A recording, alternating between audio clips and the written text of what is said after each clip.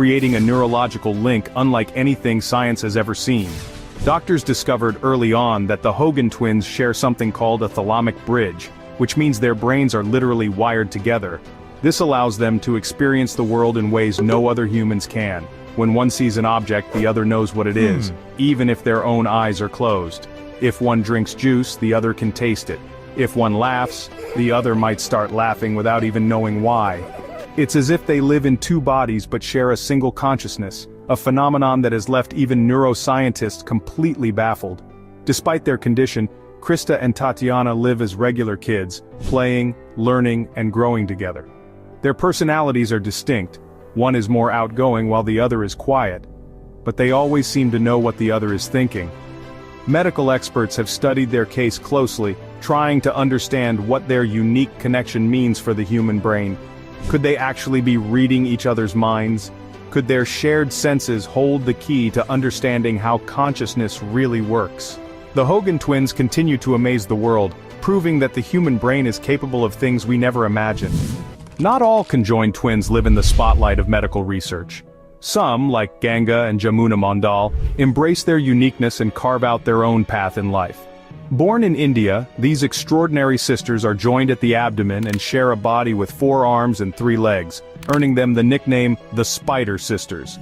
For years they struggled to fit into a world that didn't understand them. Shunned by their village and rejected by schools, they had no choice but to join a traveling circus, where people paid to stare at them like a sideshow attraction. But Ganga and Jamuna didn't let their condition define them. Instead of hiding, they took control of their narrative, performing in fairs, and even finding love. What makes them even more incredible is that, despite sharing nearly everything, including vital organs, they function as 2 completely independent people. They argue, they joke, they have different likes and dislikes, and yet, they move in perfect synchronization, navigating the world with a rhythm only they understand. Their bond is unbreakable, not just physically but emotionally, showing that even the most unusual lives can be lived on their own terms. But not all conjoined twins choose to live as one. Some carve out distinct lives despite never being physically apart. Lori and Dory Chappell, born in Pennsylvania in 1961, are an astonishing example of how 2 people can be so close, yet so completely different. Unlike Ganga and Jamuna, who performed together, Lori and Dory built separate careers, interests, and even identities. Lori pursued a career as a hospital worker, while Dory became a country music singer, performing for thousands while her sister simply sat beside her, uninterested in the spotlight. But that's not the only shocking part. In 2007, Dory publicly announced that she identified as a man, making them one of the only known cases of conjoined twins with different gender identities. Yet, despite these stark differences, they live their lives in harmony, proving that physical limitations don't dictate personal identity. Their case continues to puzzle doctors. How can 2 people who share part of the same brain have such independent minds? And just when you think conjoined twins couldn't get more unusual, there's Manar Majed, a little girl whose case was so rare, it stunned doctors worldwide. Some cases of conjoined twins are so rare that even seasoned doctors are left speechless. One such case is Manar Majed, an Egyptian girl born with a parasitic twin attached to her skull. But unlike other conjoined twins, Manar's twin wasn't fully formed. It had no body, no heart, no limbs, only a head that could blink, smile, and even respond to touch. It was as if a second person existed but had no way to survive on its own. Manar's condition, known as craniopagus parasiticus, is one of the rarest in the world, with only a handful of cases ever recorded. Doctors knew the parasitic twin had to be removed, but the surgery was incredibly risky. Separating the 2 heads meant cutting blood vessels and nerves that had never been meant to exist independently. After a complex 10-hour operation, Manar became the first baby in history to survive this kind of procedure. But despite the medical triumph, tragedy followed. Just a year later, complications took her life.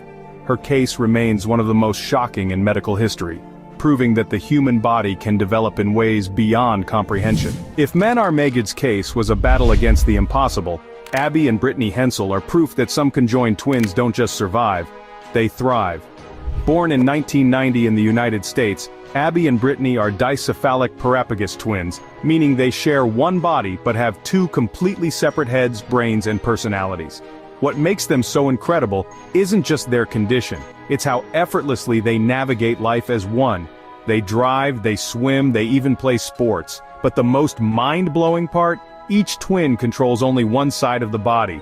Abby moves the right arm and leg, while Brittany controls the left. Yet somehow, they've mastered the impossible, working together with a coordination that defies logic. Despite having different preferences and interests, they function as a single unit, seamlessly moving through the world in a way that leaves doctors in awe. Their ability to live such a synchronized life has led to endless fascination. How do they decide what to eat? How do they write? How do they manage their independence? The Hensel twins have answered those questions by simply living their lives, proving that two minds can truly exist in perfect harmony within one body.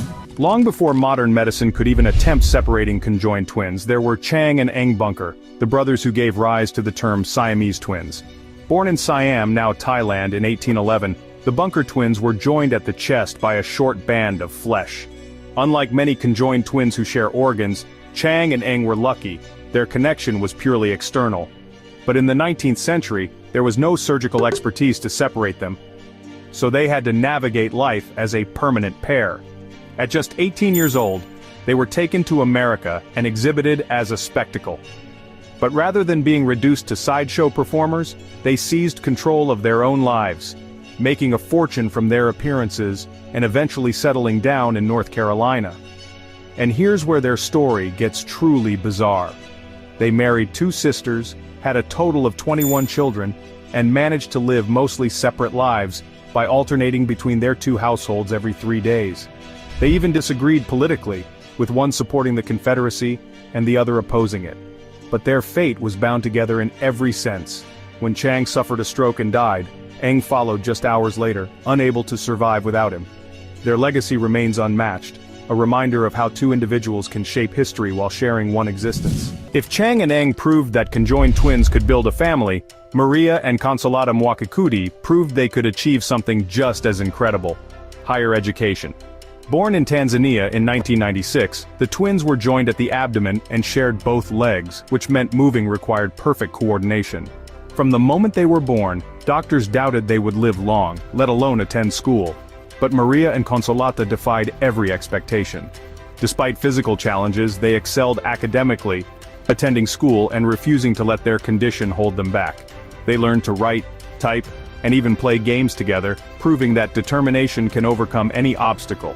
Their dream was to become teachers, and their story gained global attention when they enrolled in university to study education. Tragically, their journey was cut short when health complications led to their passing in 2018, but their story left a powerful impact. Maria and Consolata shattered the notion that conjoined twins couldn't live fulfilling intellectual lives. They weren't just survivors, they were pioneers. Most conjoined twins face serious health complications that shorten their lives, but Ronnie and Donnie Gallion defied every expectation. Born in 1951 in the United States, they were joined at the abdomen, sharing everything from their digestive system to their lower body. Doctors warned their parents that survival past infancy was nearly impossible, but Ronnie and Donnie lived to be 68 years old, making them the longest living conjoined twins in history. From an early age, it was clear that separation was not an option. Unlike twins who share only skin or minor organs, Ronnie and Donnie's bodies were too intertwined to be safely split apart. So, instead of focusing on what they couldn't do, they found a way to make life work. In their younger years, they appeared in sideshows and carnivals, using their earnings to support their family. Over time, they became minor celebrities in the medical world, studied by doctors and featured in documentaries about their extraordinary lives. Despite the challenges of navigating a world designed for single bodies, they found happiness in routine, humor, and family. Their record-breaking life ended in 2020, leaving behind a story of resilience and brotherhood that amazed the world. But while Ronnie and Donnie's case was about longevity, some conjoined conditions are so unusual that they challenge the very definition of what a human body can be, like Lakshmi Tatma, the girl who was born with 4 arms and 4 legs. If myths of Hindu gods coming to life ever had a real-world parallel, Lakshmi Tatma would be it. Born in India in 2005, Lakshmi had 4 arms and 4 legs, a condition caused by a parasitic twin that never fully developed. In a country where spirituality and medicine often intertwine, some saw her as a living incarnation of the goddess Lakshmi, who is traditionally depicted with multiple limbs. Her parents were torn between awe and fear. Was their daughter a miracle, or would she face a lifetime of suffering? The reality was far more medical than mythical. Lakshmi's extra limbs weren't functional, they were part of an undeveloped twin fused to her body. While she could move her head and arms like any normal child, the additional limbs made basic movement impossible. As she grew older, it became clear that she would need surgery, not just for mobility, but for survival. In a marathon 27-hour operation, a team of 30 surgeons successfully removed the parasitic twin, allowing Lakshmi to live a normal life. Today she is thriving, proving that even the most extreme conditions can be overcome with science, skill, and determination. For most conjoined twins, simple everyday tasks are a challenge. But for Sona and Mona, their shared body didn't stop them from pursuing an art that requires both precision and coordination: music. Born in India in 2003, the brothers are joined at the torso and share a liver, gallbladder, and legs, but have separate hearts and spinal cords. Despite their physical limitations, their natural talent for playing musical instruments set them apart from other conjoined twins.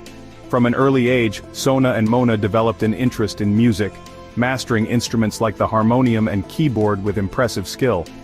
While most people struggle to coordinate both hands, these twins must work together, each controlling different parts of the instrument to produce a single, harmonious sound. Their ability to function as one has earned them admiration across India, and they've even performed in public events, showcasing their remarkable abilities. But their journey hasn't been easy. Like many conjoined twins, they were abandoned as infants and grew up in an orphanage. It wasn't until later in life that they were given a chance to follow their passion and prove that their condition wasn't a limitation, it was a gift. Their story is a reminder that talent, determination, and the will to succeed can shine through, no matter the odds. While Sona and Mona used their unique bond to bring music into the world, other conjoined twins weren't so lucky. Some were seen not as people, but as scientific experiments, like Masha and Dasha Krivoshlyapovo, the Soviet twins who endured a lifetime of cruel medical testing. If there's a case of conjoined twins that veers into the realm of horror, it's that of Masha and Dasha Krivoshlyapovo. Born in the Soviet Union in 1950, these sisters should have lived a life of love and care. Instead, they became subjects in a decades-long medical experiment, treated more like lab rats than human beings. Their condition was already unusual. They were dicephalic parapagus twins, meaning they had separate heads but shared a single body with 2 arms and 2 legs. However, their internal systems were a medical mystery. Each girl controlled one side of their body, but they had separate immune systems and circulatory functions. This led Soviet doctors to see them as a golden opportunity for unethical medical research. From infancy, they were taken from their mother and placed in a secret medical institute, where they were subjected to cruel experiments. Doctors tested their immune responses by injecting one with diseases to see if the other would get sick. They exposed them to extreme temperatures, electric shocks, and even starvation to study their shared physiology. Their entire childhood was spent in laboratories, their pain ignored in the name of science. Despite the horrors they endured, Masha and Dasha survived into adulthood, but their differences eventually tore them apart. Masha was dominant, controlling, and harsh, while Dasha was quiet and submissive. As they aged, Masha's lifestyle of heavy drinking and smoking began to take a toll on their shared body. When she died in 2003, doctors knew Dasha wouldn't survive long without her sister. Just 17 hours later, she too passed away, marking the end of one of the most disturbing cases of conjoined twins in history. Some conjoined twins are remembered for their unusual anatomy, while others leave a mark on history through talent and resilience.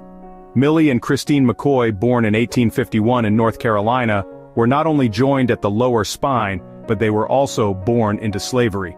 Their lives began in the most tragic way possible. They were sold multiple times as infants, treated as a commodity rather than human beings. But despite this horrific start, they rose to fame, not as sideshow attractions, but as gifted musicians and performers. Nicknamed the Two-Headed Nightingale, Millie and Christine stunned audiences with their perfectly synchronized singing. Their voices blended so well that it often seemed as if only one person was singing, even though they spoke and thought separately. As they grew older, they learned multiple languages and toured across the United States and Europe, performing for royalty and large crowds. They weren't just a spectacle, they were artists. But their journey wasn't just about entertainment. Millie and Christine fought for their independence, and when slavery was abolished, They used their fame to advocate for civil rights and education for formerly enslaved people. Unlike many conjoined twins of their era, they lived a dignified life, choosing how they were seen by the world. When they passed away in 1912, it was as free women who had turned their tragedy into triumph. But not all conjoined twins find peace in their bond. Some desperately long for separation, even when the risks are deadly, like Ladan and Laleh Bijani, the Iranian twins who risked everything for freedom. For some conjoined twins, being together is a blessing. For Ladan and Laleh Bijani, it was a prison. From the moment they were born in Iran in 1974, they knew they were different. Unlike other twins who learned to live as one, Ladan and Laleh had drastically different personalities. Ladan was introverted and bookish, dreaming of becoming a journalist, while Laleh was outgoing and adventurous, hoping to be a lawyer. But no matter how much they wanted to live separate lives, their skulls were fused together, forcing them to move in the same direction, literally. For decades, doctors told them separation was impossible. Their brains were so intertwined that a surgery could be fatal, but they refused to give up. In 2003, at 29 years old, they finally found a team of surgeons in Singapore willing to attempt the unthinkable. The operation was one of the riskiest in medical history, requiring nearly 30 hours of surgery and a team of dozens of doctors. It was their one shot at individual lives. But the human body isn't always meant to be divided. As the surgery progressed, doctors discovered that their brains shared too many blood vessels. Despite their best efforts, both Ladan and Laleh died on the operating table, just hours apart. Their story remains one of the most tragic cases of conjoined twins in history. Two sisters so desperate to be free that they were willing to pay the ultimate price. Born in 1908 in England, Daisy and Violet Hilton were conjoined at the hip, but had separate organs, meaning they could have been separated. But, their early caretakers saw them as money-making machines rather than children. From infancy, they were put on display, trained as performers, and forced into vaudeville entertainment, where they wowed crowds with their singing, dancing, and musical talents. As they grew older, their fame skyrocketed. They performed alongside Hollywood legends and even starred in the controversial 1932 film Freaks. But behind the glamour, they were exploited and controlled, earning millions but never seeing a dime. After finally winning their independence, they struggled to maintain their careers, eventually working in a grocery store to make ends meet. Once adored by thousands, they died in obscurity, their story a tragic reminder of how fame can be both a gift and a curse. Unlike most conjoined twins who adapt to movement, Giacomo and Giovanni Tocci, born in Italy in the late 1800s, never even learned to walk. They were joined at the lower body with two fully developed heads, torsos, and arms, but only two legs. Instead of learning to move as one, they relied on servants and family members to carry them everywhere, making them even more unusual than most conjoined twins. From a young age, they became a medical curiosity, studied by doctors and exhibited across Europe. Crowds flocked to see them, fascinated by how two minds could exist in a single body. But after years of being displayed, they retired in their 20s, vanishing from public life with the fortune they had made. No one knows when or how they died, as records of their later years are scarce. Their mysterious disappearance only deepened the fascination surrounding them, making them one of history's strangest cases of conjoined twins. Born in 2022 in Pakistan, Minal and Mirha were conjoined at the head, one of the rarest and riskiest forms of conjoined twinning. Their skulls were fused together, but what made their case even more complex was that their brains were intertwined, making separation incredibly dangerous. Doctors feared that any attempt could leave them permanently disabled, or worse. Yet, in 2024, a groundbreaking surgery took place. A team of expert surgeons spent more than 24 hours carefully separating their delicate brain tissues and blood vessels. It was one of the most complex operations ever attempted, but against all odds, both sisters survived. Now, Minal and Mirha are recovering and adapting to their new lives as individuals. Their story is a testament to how far modern medicine has come, and a glimpse into what could be possible for conjoined twins in the future. What was once seen as impossible is now a medical miracle. Joseph Merrick, better known as the Elephant Man, lived one of history's most extraordinary and heartbreaking lives. Born in Leicester, England in 1862, Merrick appeared healthy at birth, but by age 5 his body began to change. Abnormal growths, thickened skin, and a disproportionately large head developed, conditions now attributed to neurofibromatosis and Proteus syndrome. As a child, Merrick faced relentless bullying, And after losing his mother at age 11, his life became even harder. Unable to find work due to his appearance, he turned to the sideshow world to survive. While displayed as a spectacle, Merrick earned a living but endured the cruelty of being seen only for his physical differences. His life changed when Dr. Frederick Trevis discovered him in a sideshow and provided him refuge at London Hospital. There, Merrick found peace for the first time, decorating his room, reading, and forming friendships, including one with Princess Alexandra. For those who met him, Merrick's intelligence, kindness, and humanity shone through. Tragically, Merrick passed away at just 27, likely due to his condition.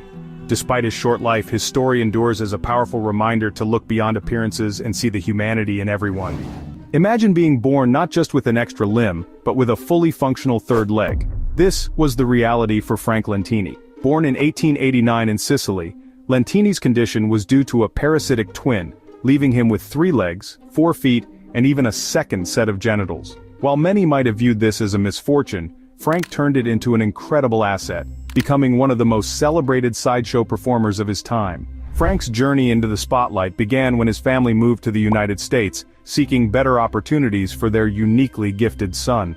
By the time he was in his teens, Lentini was captivating audiences with his athletic feats. He didn't shy away from his condition, instead he used it to his advantage, performing stunts like jumping rope with his third leg and kicking soccer balls with ease. What set him apart wasn't just his physical anomaly but his charisma and humor. Lentini often joked that having 3 legs made it impossible to find a pair of pants that fit, or a comfortable chair. Audiences loved him not just for his uniqueness but for the confidence and charm he exuded. Frank's life story carried a powerful message of self-acceptance. Despite the challenges of living with such a rare condition, he married, raised a family, and led a fulfilling life, proving that uniqueness could be a strength. Annie Jones was born in 1865 in Virginia, and from an early age it was clear she was unlike any other child. By the time she was just 9 months old, she had a fully formed beard, a condition known as hirsutism. While this might have been seen as a challenge, Annie's parents embraced her difference and introduced her to the world of sideshows. By the age of 5, she was already performing, becoming one of P.T. Barnum's most famous attractions. Annie's beard, thick and luxurious, became her trademark, but what truly set her apart was her grace and intelligence. Far from being merely an oddity, she charmed audiences with her wit and poise. She dressed elegantly, often in custom-made gowns, and presented herself as a sophisticated woman.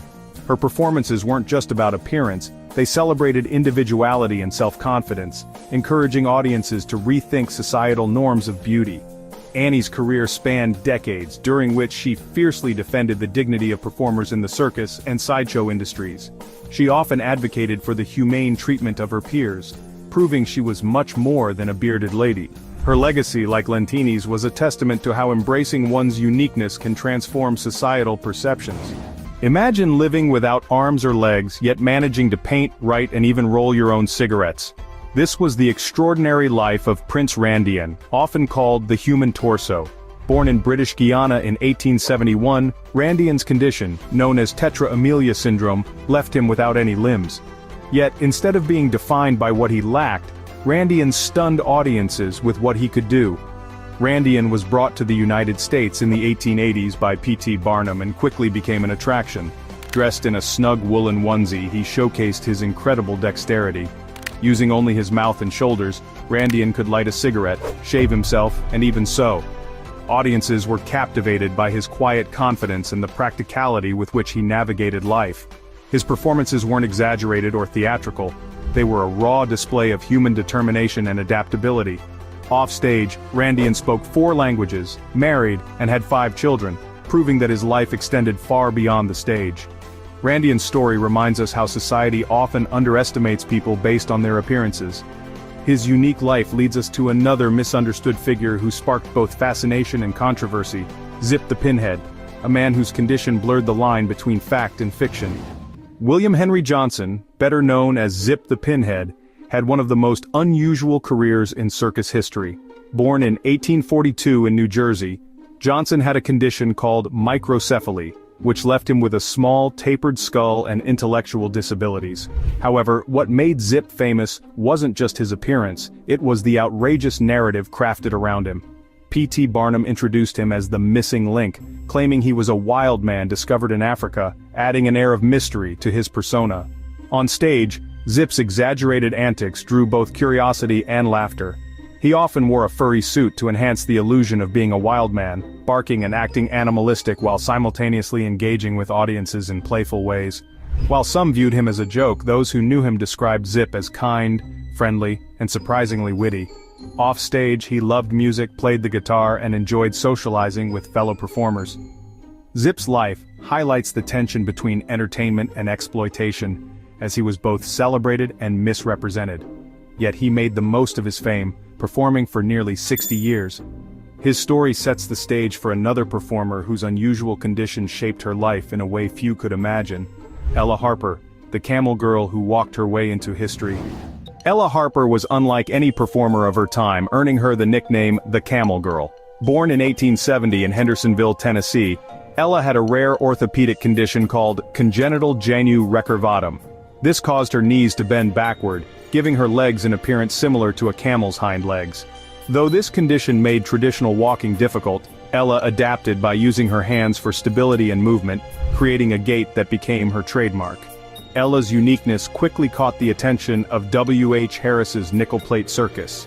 In the 1880s, she became a star attraction, earning $200 a week, a remarkable sum for the time. Her publicity photos, often featuring her beside a live camel, emphasized her distinctive walk and added to her mystique. Despite her fame, Ella's life wasn't entirely consumed by the spotlight. By 1886, she expressed a desire to leave the circus to pursue education and a quieter life. True to her word, she stepped away from performing and faded into history, her later years largely undocumented. Ella's ability to embrace her condition and turn it into an opportunity speaks to her resilience.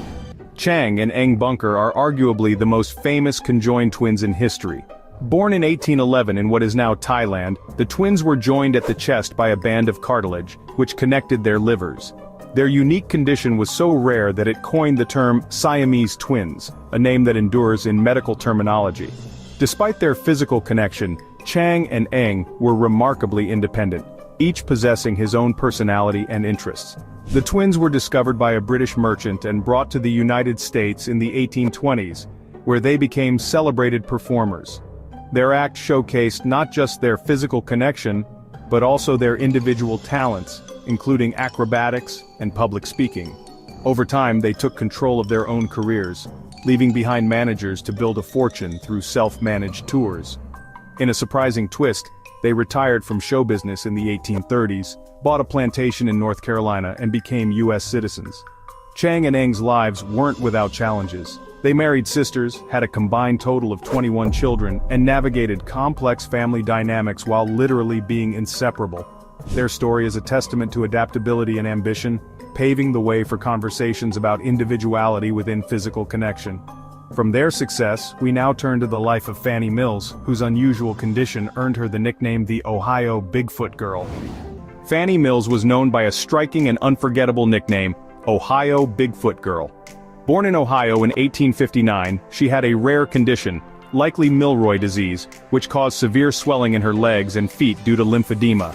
What truly captured attention, however, was her unusually large head, which contrasted sharply with her petite frame.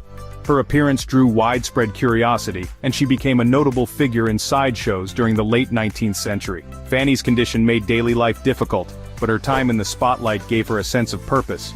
She performed at state fairs and other public events, often displayed alongside objects or comparisons to emphasize her unique features. Sideshow posters emphasized her enormous feat, even offering a fine farm to any man who would marry her, though the truth of these claims was often fabricated for publicity. While little is known about her personal life, records suggest she eventually stepped away from public exhibitions, preferring a quieter life away from the gaze of curious crowds. Fanny's story highlights the fine line between fascination and exploitation, a theme echoed in the life of Johnny Eck, who was also celebrated for his remarkable physicality, but used it to carve out a career that extended far beyond the sideshow world. Johnny Eck was more than just a sideshow performer. He was a multifaceted artist and entertainer whose unique physique never defined his ambitions. Born in 1911 in Baltimore, Maryland, Johnny was born with sacral agenesis, a rare condition that left him with a fully developed upper body but no legs. His strikingly symmetrical and athletic torso earned him the nickname the Frog Boy, but Johnny saw himself as much more than a curiosity. Johnny's career began in traveling sideshows, where he performed acrobatics and stunts that showcased his upper body strength. He could walk on his hands with incredible agility and even pull himself up onto platforms with ease. But his talents didn't stop there. Johnny had a passion for art and became an accomplished painter, musician, and puppeteer. His big break came in 1932 when he starred in the cult classic Freaks, where his charm and talent earned him a lasting legacy. Despite his fame, Johnny lived a grounded life, running a photography studio with his twin brother and engaging with his local community. His story is a testament to living beyond societal expectations, embracing individuality to its fullest. Crau Farini's story is one of intrigue, science, and the blurred lines between fact and fiction. Born in Laos in 1876, Crau had hypertrichosis, a condition that caused excessive hair growth across her face and body. Her appearance, combined with her unusually flexible joints, made her a subject of fascination for scientists and the public alike. When she was just a child, she was brought to Europe by Carl Hagenbeck, a well-known animal dealer and sideshow promoter, and soon found herself displayed as the missing link. Promoters claimed Crau was evidence of Darwin's theory of evolution, suggesting she was a living example of a transitional stage between apes and humans. She was taught English and European manners, which only added to the mystique of her act. Crau performed in circuses and sideshows, where she impressed audiences with her intelligence and wit. Unlike many performers of her time, Crau seemed to embrace her role, even dressing elegantly to challenge perceptions of what was considered normal. Myrtle Corbin's story is as fascinating as it is unique. Born in Tennessee in 1868, Myrtle had a rare condition called dipygus, which resulted in her being born with two fully formed pelvises and an extra set of legs. While her additional legs were smaller and not functional for walking, her unusual anatomy made her an object of intense curiosity. By the time she was 13, Myrtle had joined the circus, billed as the four-legged girl from Texas. What set Myrtle apart wasn't just her condition but the way she owned her differences. Audiences marveled at her cheerful demeanor and her willingness to share her story. She would often wear dresses tailored to highlight all four legs, making her performances both anatomic exhibits and personal statements. Despite the sideshow's exploitative nature, Myrtle was well compensated, earning a comfortable living and achieving fame in her era. Later, she married and had 5 children, further defying societal expectations of what someone with her condition could achieve. Myrtle's life was a testament to normalcy coexisting with the extraordinary, an idea also embodied by Ella Ewing, a towering figure whose stature brought her both fame and challenges. Ella Ewing, known as the Missouri Giantess, was one of the tallest women in recorded history. Born in 1872 in LaGrange, Missouri, Ella's growth began to accelerate unusually after the age of 7, due to a condition now believed to be gigantism. By the time she reached adulthood, Ella stood at an astounding 8 feet 4 inches tall. Her height drew attention wherever she went, but it also brought significant challenges, including finding clothing, furniture, and even homes that could accommodate her size. Initially reluctant to enter the public eye, Ella eventually joined the circus circuit, where she found fame and financial independence. She toured with major shows, including Barnum and Bailey, earning enough money to provide for her family and build a home customized to her needs. Despite her fame, Ella was known for her humble and kind nature, endearing her to both fans and locals in her Missouri community. Ella's life was a balance of overcoming difficulties and embracing opportunities, much like Myrtle Corbin. From her remarkable stature, we now turn to Charles B. Charles B. Tripp, known as the Armless Wonder, was a man who redefined what it meant to be self-sufficient. Born in 1855 in Ontario, Canada, Tripp was born without arms but developed extraordinary skills using his feet. From a young age, he refused to let his condition limit him. By using his toes with incredible precision, he mastered tasks most people accomplish with their hands, such as writing, painting, and even shaving. His talents not only amazed those around him, but eventually led him to a career that showcased his abilities to thousands. Tripp joined P.T. Barnum's circus, where audiences marveled at his artistry and dexterity. He could cut paper into intricate designs, create stunning hand-lettered signs, and even build furniture. His performances weren't about pity but admiration. People were drawn to his ingenuity and calm confidence. What made Tripp unique was his approach to life. He focused on his capabilities, not his limitations. He often collaborated with Eli Bowen, a fellow performer with no legs, to demonstrate the limitless potential of human adaptability.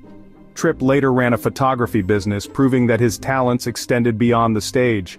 Tripp's life exemplified the power of determination, and his success in redefining societal perceptions of physical difference sets the stage for Isaac W. Isaac W. Sprague earned the title of the human skeleton due to his exceptionally thin frame. Born in 1841 in Massachusetts, Isaac grew up as a healthy child until his teenage years when he began losing weight rapidly. Despite consuming a normal diet, he was unable to maintain body mass, eventually stabilizing at just 43 pounds while standing 5 feet 6 inches tall. Modern experts believe Sprague may have suffered from an undiagnosed metabolic disorder that caused his body to burn calories at an abnormal rate. Unable to work regular jobs due to his fragile health, Isaac joined the circus, where his appearance captivated audiences. He wasn't a performer in the traditional sense. Instead, he was often displayed as a living medical marvel. Sprague's skeletal frame drew attention and curiosity, but he carried himself with dignity, earning respect among his peers and the public.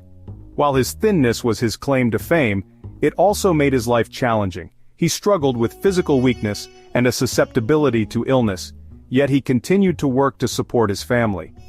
Isaac's hauntingly fragile condition stood in stark contrast to performers like Felix Werrell, whose incredibly flexible skin showcased an entirely different kind of physical anomaly, drawing audiences into a world of seemingly impossible human abilities. Felix Werrell, known as the Elastic Skin Man, astonished audiences with a condition that made his skin unbelievably stretchy and resilient. Born in Wisconsin in 1858, Werrell had what is now recognized as Ehlers-Danlos syndrome, a connective tissue disorder that gave him his unusual flexibility. His skin could be pulled several inches away from his body and returned to its original position without damage, a phenomenon that baffled doctors and fascinated the public. Werrell's circus career flourished in the early 20th century when he began performing with major sideshows and traveling circuses. During his act, he would demonstrate his pliable skin by stretching it over objects or pulling it into unbelievable shapes, leaving audiences stunned. Unlike other performers whose talents required years of practice, Werrell's abilities were entirely natural, making him an anomaly even among sideshow performers. He often paired his demonstrations with humor, making his act both entertaining and lighthearted. Beyond the stage, Werrell was described as friendly and approachable, a man who took pride in his uniqueness while maintaining a sense of normalcy in his personal life. His condition, though fascinating, had its drawbacks, such as fragile joints and a heightened risk of injury. But Werrell rarely spoke of these challenges. Instead, he focused on using his natural talent to bring wonder to audiences. Felix's remarkable elasticity was a reminder of the endless diversity in human anatomy, paving the way for other performers with unique conditions to share their gifts. Charles Stratton, better known as General Tom Thumb, wasn't just a performer, he was a global sensation who reshaped perceptions of dwarfism in the 19th century. Born in 1838 in Bridgeport, Connecticut, Charles stopped growing after his first year, eventually standing just 25 inches tall as an adult. His small stature was due to a form of proportionate dwarfism, which was exceptionally rare, and made him a curiosity of his time. When he was just 4 years old, showman P.T. Barnum discovered him and saw immense potential in the young boy's charm and intelligence. Under Barnum's mentorship, Charles became General Tom Thumb, a larger-than-life character. He was dressed in military-style uniforms, performed comedic sketches, and sang songs on stage. By the age of 5, he was touring internationally, performing for royalty, including Queen Victoria. Audiences were captivated not just by his size but by his stage presence. He was funny, quick-witted, and utterly confident. Over the years, Charles added more elaborate acts to his repertoire, including impersonations of Napoleon Bonaparte and Hercules. Beyond the stage, Charles led a relatively normal life. He married Lavinia Warren, a fellow performer and proportionate dwarf in what was dubbed the wedding of the century, attended by thousands. Though he achieved immense wealth and fame, Charles remained grounded, earning respect not only for his talent but for his professionalism. He didn't speak much as a child. In fact, people thought something was wrong. Lionel Messi was small, shy, and deeply focused. So focused that once he had a soccer ball at his feet, the world around him faded away. He was later believed to show signs of autism spectrum traits, especially Asperger's, something often noted by those who've studied his development and behavior. What looked like detachment was actually a laser-sharp concentration that would shape the future of football. Messi didn't need big speeches. He let his feet do the talking. On the pitch, he wasn't just good, he was surgical. Experts noticed early on that he played differently. He didn't just chase the ball like other kids, he anticipated it. He read patterns, spaces, and player behavior in a way that seemed almost superhuman. Autism in this case didn't hold him back. It gave him a unique way of seeing the game. Growing up in Rosario, Argentina, Messi faced a lot. From hormone deficiencies that affected his growth to being the quietest boy on the field. But that same quietness helped him zone in like no one else. As a teenager, he would obsessively watch games, not for fun, but to study them. His routines were strict, his rituals unshakable. He didn't crave fame, he craved precision. People close to him say that even during massive wins, he didn't go wild with celebrations. He often stared at the crowd or the turf, lost in thought. This wasn't aloofness, it was depth. That's the thing about autism. It can make emotions harder to express, but it doesn't mean they're not felt. Often, they're felt even stronger. Today, Lionel Messi isn't just a world champion. He's a living legend. A player who became the best without being loud, without being flashy, without fitting any mold. During a live comedy show that surprised everyone, Elon Musk casually mentioned something most public figures avoid. He said he has Asperger's. It didn't seem like a big deal to him, but it said a lot about how his brain works. Musk isn't known for being smooth in conversation or relaxed in public, and that's part of why people sometimes find him hard to read. But when you look at what he's built, Tesla, SpaceX, Starlink, and even the recent steps toward AI integration, you start to understand that his thinking isn't typical. It's technical, visual, pattern-based, and often outside what most people consider possible. Musk doesn't just follow rules, he rewrites them, and that's common in many people with autism. They see gaps others miss. He dives deep into ideas, loses track of time, and hyper-focuses in a way that can lead to breakthroughs or complete silence in meetings. He doesn't pretend to be polished, and that makes him one of the most unpredictable minds in modern tech. Long before Musk was born, another man worked late into the night sketching out machines that the world wasn't ready for, Nikola Tesla. He could visualize entire devices in his head and rotate them mentally, correcting flaws without ever touching paper. That level of mental simulation is rare, and modern psychologists believe Tesla likely showed signs of autism. He hated bright lights and loud sounds, followed rigid daily schedules, and avoided physical touch. What others called eccentric, we now might understand as sensory sensitivity and routine-based thinking. Tesla wasn't interested in social status, he was obsessed with energy, frequencies, and the idea of wireless power. He'd walk 12 miles a day and do complex calculations in his mind for fun. His attention to invisible forces changed how the world uses electricity, but his awkwardness in business kept him in the shadows. The more he invented, the more people misunderstood him. Yet the ideas he left behind now fuel our wireless age. Like Tesla, Albert Einstein wasn't a fan of small talk. He spoke late as a child, preferred silence over chatter, and focused intensely on abstract problems. Modern biographers have often suggested he showed signs consistent with high-functioning autism. What stood out wasn't just his intelligence, but how his mind worked. It filtered out noise and honed in on pure logic and structure. Einstein once said he thought in images, not words. That alone gives a clue into how he reshaped physics. While others took years to grasp complex equations, he could mentally flip concepts like time and space as if they were puzzle pieces. He wasn't a great student, didn't enjoy school routines, and sometimes forgot simple tasks. But when it came to visualizing how light travels or how gravity bends reality, no one else even came close. Einstein's brain wasn't typical, and that's exactly why it worked in ways nobody expected. His silence held equations. His quiet changed the world. When Stephen Wiltshire was a child, he didn't speak. Teachers didn't know what to do with him, and at first, nobody realized that he was paying attention in a way no one else was. Diagnosed with autism at the age of 3, he began expressing himself through drawing long before he used words. One of his earliest obsessions was buildings. He'd sketch them endlessly with exact lines and stunning accuracy, down to the number of windows. That might sound impressive, but what truly sets him apart is what he can do from memory. Stephen can look at a city skyline once, from a helicopter ride or a short drive, and then draw the entire thing in extreme detail without any reference. We're talking hundreds of buildings, perfect perspective, all from a single viewing. Experts call him a savant, someone whose brain, while different, is wired for brilliance in a specific area. His autism may make everyday conversation harder, but it gives him an edge that most artists can't imagine. He doesn't just copy what he sees, he captures it, stores it, and redraws it like a human camera. His work is now shown all over the world, not because of a label, but because no one else can do what he does. Anthony Hopkins doesn't fit the mold of the typical Hollywood star. He's private, meticulous, and admits he never quite understood people in the usual way. In recent years, he opened up about being on the autism spectrum, something he discovered later in life. It made a lot of sense.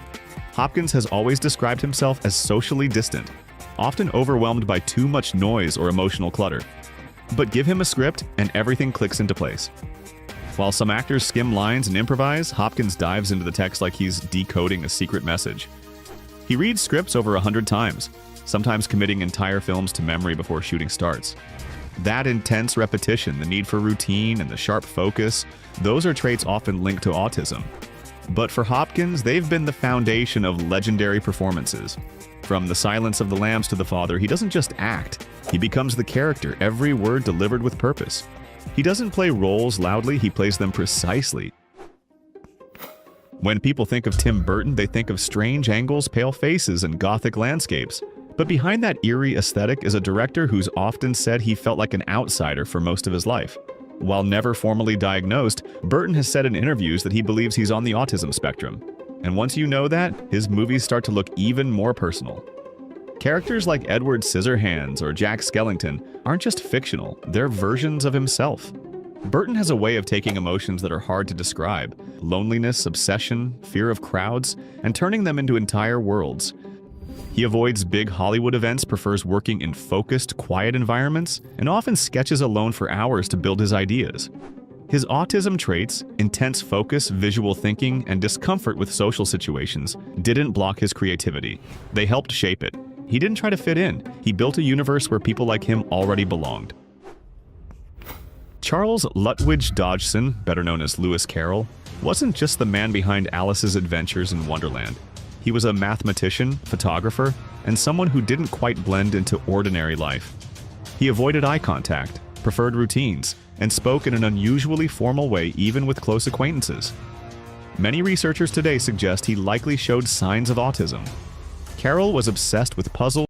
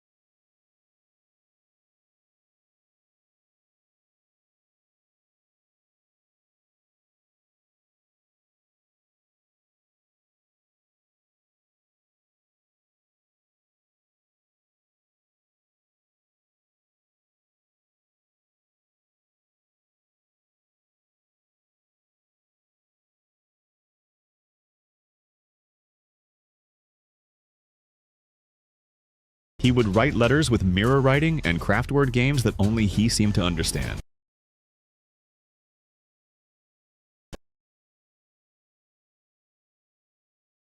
He reshaped it into something more curious. That's why Wonderland feels like a space where logic twists but always follows its own strange rules. Carroll's difficulty with social interactions and his strict habits didn't isolate him. They gave him access to a kind of creativity that didn't need to fit anyone's standard. He turned a boat ride with children into a book that's still read worldwide. His autism didn't keep him from making magic. It helped define the way he made it. Satoshi Tajiri wasn't the type to follow the crowd. As a kid in Japan, he rarely spoke, didn't connect easily with classmates, and often skipped school, not to rebel, but to collect insects. That obsession with bugs became the foundation for Pokemon, a game universe that would later take over the world. Tajiri is widely believed to be on the autism spectrum. He's described as someone who thinks in systems. He sees patterns, connections, and details that others overlook. When he created Pokemon, he wasn't chasing fame. He was building a world based on trading, discovery, and evolution, things he personally loved and understood. Tajiri doesn't often appear in public, and his interviews are rare. But the systems he designed are still growing decades later, now spanning games, TV shows, movies, and more. The very traits that made him different, focus, obsession, deep internal logic, are exactly what made Pokemon such a global success. He didn't just imagine a game, he created a culture, all because of how his mind works. He didn't care much for conversation, barely tolerated company, and often went days without speaking. Michelangelo wasn't just withdrawn, he was locked inside his work. Sculpting wasn't something he did, it was something he had to do. Scholars who've studied his letters and routines now believe he showed strong signs of autism, difficulty with social interaction, extreme sensitivity to noise and light, obsessive focus, and a near-total disregard for appearances or comfort. He slept fully clothed, skipped meals, and could work on a single detail for weeks. That intense focus produced some of the greatest art ever made. The David, the ceiling of the Sistine Chapel, the Pietà, each one a product of obsessive perfectionism. He didn't need instructions. He saw the final form trapped inside the marble and chipped away until it appeared. Michelangelo never chased fame. He chased clarity, precision, and beauty through silence. In many ways, he wasn't sculpting for others, he was trying to make sense of a world that didn't always make sense to him. Isaac Newton didn't play well with others. Not in school, not in meetings, not even in letters. He preferred solitude and structure, rarely spoke unless required, and kept notebooks filled with secrets and self-experiments. Today, many historians believe he likely showed classic signs of autism. He was hypersensitive to sounds, strictly ordered in his habits, and could concentrate on a single problem for months without distraction. That's how he discovered the laws of motion, how he figured out gravity, and how he built the foundation for modern physics, while locked away during a plague. Newton wasn't driven by recognition, he was driven by logic and the need to explain what others overlooked. He once said he could hold an idea in his mind without fatigue until he solved it. That's a rare gift, and one that often comes with autism. He wasn't just a scientist, he was a builder of invisible systems, the kind most people can't even begin to see. Where others asked questions, Newton built the answers. Stanley Kubrick didn't like to explain himself. He rarely gave interviews, avoided premieres, and was known for his obsession with control. On set, he'd ask actors to repeat the same scene dozens of times, sometimes over 100. Not to frustrate them, but because his mind locked onto exact timing, subtle gestures, shadows falling just right. Many who've worked with him or studied his behavior now suggest he likely showed signs of autism. He followed rigid routines, disliked social chaos, and thought visually in extreme detail. He storyboarded entire films down to individual camera angles before shooting began. To him, each film was a puzzle that had to be solved perfectly, whether it was 2001: A Space Odyssey or The Shining. His scripts weren't just words, they were engineering. Kubrick's discomfort in crowds and fixation on visual order helped him build movies that felt cold to some but hypnotic to others. He didn't want realism, he wanted structure. His autism didn't block creativity. It refined it, filtered it, and sharpened every frame into something unforgettable. Andy Warhol once said, "I like boring things." And he meant it. He painted soup cans, dollar bills, and celebrities again and again. Not because he ran out of ideas, but because his brain was wired to see the power in patterns. Warhol's routine-driven life, flat tone in interviews, and discomfort in social situations have led many experts to believe he likely had autism. He didn't connect with people easily, but he connected with imagery in a way few ever have. Repetition calmed him. It wasn't laziness, it was precision, ritual, order. His studio, the factory, became a strange mix of chaos and control. But even then, he maintained his distance. He filmed hours of uncut footage, watched real life like it was a movie, and often avoided eye contact. Yet, he became the face of pop art. The man who wore wigs used a tape recorder to talk for him, and rarely showed emotion turned his quirks into a visual language. Warhol didn't care about traditional beauty. He cared about presence, familiarity, icons. In a world where everything moves fast, he made us stare at the same thing until it looked different. His autism didn't isolate him from art, it allowed him to transform it. Mozart was writing music before he could form full sentences. By age 5, he had composed his first pieces. By 6, he was performing for royalty. That kind of talent seems almost impossible unless you consider how his mind might have worked. While there's no diagnosis from his time, many modern researchers believe Mozart likely showed traits consistent with autism, hypersensitivity to sound, intense routine, emotional outbursts, and hyperfocus on specific interests. He was often described as socially awkward, prone to sudden mood shifts, and overwhelmed by sensory input. But give him a piano or a quill and he entered a different world entirely. He didn't just write music, he absorbed it, transformed it, and reassembled it in ways others couldn't imagine. Entire symphonies formed in his mind before he wrote them down, and he could play complex pieces after hearing them once. His letters were filled with odd wordplay and patterns, almost like he was trying to communicate in a rhythm only he understood. In social settings, he sometimes laughed inappropriately or repeated phrases over and over. But when composing, his thinking became crystal clear. Mozart didn't just hear music, he saw its structure, its layers, its math. His brain processed sound at a level most people never reach. That same brain may have made the world confusing and chaotic, but it also gave us over 600 works that still move audiences centuries later. His autism didn't block genius, it helped compose it. Charles Darwin spent years studying barnacles. Not for money or fame, but because something about their tiny shells fascinated him. He cataloged thousands of specimens, documented microscopic differences, and kept mountains of notes.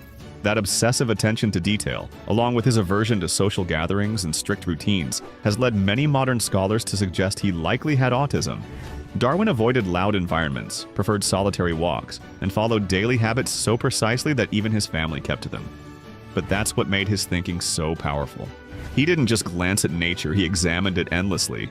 When he sailed on the Beagle, he wasn't there as a thrill seeker. He was collecting, sketching, sorting, and trying to understand how everything connected. That intense focus helped him form a theory that changed science forever: evolution through natural selection. Darwin's brain wasn't quick to socialize, but it never stopped analyzing. His quiet persistence, not his charm, is what reshaped biology. Bobby Fischer could sit at a chessboard for 8 hours without blinking. He didn't just play chess, he lived inside it. From childhood, he showed extreme intensity, refusing to discuss anything except the game. His lack of eye contact, social struggles, obsession with routines, and rigid behavior have all been cited by experts as signs of autism. He would memorize entire games, study opponents for hours, and replay matches in his head with flawless accuracy. By 14, he was already a US champion. At 29, he became world champion by defeating Boris Spassky during the Cold War, with millions watching. But outside the game, Fischer was withdrawn and unpredictable. He distrusted people, avoided interviews, and often isolated himself. His genius came from absolute focus, pattern recognition, and a brain that could process moves dozens of layers ahead. Autism may have made everyday life harder for him, but on the board it gave him an unmatched edge. He didn't just understand chess, he was chess. Bill Gates has always been different. He wasn't the loudest in the room, but he was often the smartest and the most focused. Long before founding Microsoft, Gates would spend days buried in books, sometimes reading encyclopedias cover to cover. In recent years, many psychologists and tech writers have pointed out how his behavior, especially in his youth, reflected traits commonly associated with autism: intense fixation on subjects, difficulty with small talk, social awkwardness, and strict personal routines. Gates has never confirmed a diagnosis, but his deep, narrow focus on computing, his habit of pacing while thinking, and his tendency to zone out when deeply engaged are all markers often found in people on the spectrum. What made Gates so successful wasn't just intelligence, it was his ability to lock on to problems and not let go. While others were enjoying college life, he was writing code late into the night. He would often memorize pages of technical information and dive into systems with zero interest in distractions. That kind of obsessive attention helped him spot where software was going and get there first. Even his quiet demeanor in public hasn't stopped him from shaping the modern tech world. Gates may not have been the most charismatic CEO, but he was the one with the clearest vision. That's what turned a computer hobby into a global transformation. Steve Jobs didn't just care about how things worked, he cared about how they looked, how they felt, and how they connected to people. But getting that vision across wasn't always easy. He could be intense, obsessive, and extremely demanding. Former colleagues often said he fixated on the smallest details, sometimes changing entire product timelines over the curve of a button or the shade of a color. In recent years, more and more tech insiders and researchers have suggested that Jobs may have shown traits associated with autism. He struggled with empathy in personal relationships, followed strict habits, and showed a kind of tunnel vision that, while difficult for teams, made Apple's devices into cultural icons. Jobs wasn't a coder, but he was a systems thinker. He could hold the design, function, and user experience of a product in his head all at once. That kind of layered thinking is rare and often found in people on the spectrum. He wasn't just a businessman, he was someone who reimagined how technology could feel human. Even his infamous keynote presentations followed precise emotional rhythms. He disliked meetings without structure, avoided small talk, and often preferred walking alone while thinking. Jobs didn't fit the mold of a typical CEO, but that's exactly why his ideas shaped the world we live in today. His mind didn't move in a straight line, it connected dots most people didn't even see. When Tom Stoltman walks into a room, people see size. 6'8", over 400 pounds of muscle. What they don't always see is the diagnosis behind the world records. Tom is openly autistic, and he talks about it with the same honesty he brings to competition. Diagnosed at age 5, he spent his childhood dealing with anxiety, isolation, and the feeling of being different. But what autism took from his social life, it gave back in razor-sharp focus. He trains harder, lifts smarter, and blocks out distractions with a kind of mental discipline that few can match. Tom doesn't treat strongman as just a sport. It's his structure, his rhythm, his way to navigate a chaotic world. He repeats training patterns obsessively, studies his own technique in extreme detail, and visualizes lifts long before touching the barbell. That's how he became the first person with autism to win the title of World's Strongest Man, and then won it again. He's not just carrying stones or flipping tires, he's showing that strength comes in more than one form. For Tom, autism isn't a weakness. It's part of what makes him unshakable under pressure, calm in the storm, and locked into his goal. He didn't just beat the odds, he crushed them. From the chessboard to the cinema screen, from the concert hall to the weightlifting stage, these individuals weren't held back by autism. In many cases, it gave them the edge they needed to change their fields forever. Their minds didn't follow the usual rules, and that's exactly what made them great. They weren't trying to be typical, they were just being themselves, fully and unforgettably. That's about it. Which of these geniuses surprised you the most? Write in the comments. For more useful information, watch other videos. This is Infinity, and in today's hour-long episode, I'll tell you about the most dangerous, evil, and ruthless criminals in history, who are feared by the whole world. We'll start this compilation with the most inhuman political figures, and then move on to lone wolf criminals with hundreds of victims to their credit. You'll learn about the most dangerous families in the world, and I'll also show you the strictest prisons, where sooner or later, criminals who decide to break the law end up. Have a seat and relax. There'll be much to see. Delphine LaLaurie. As practice shows, most horrible criminals come not from the happiest families. Not having the proper upbringing and not having received love and care in childhood, they begin to take out their anger on the world on other people. But sometimes there are exceptions. For example, Delphine LaLaurie came from a noble family.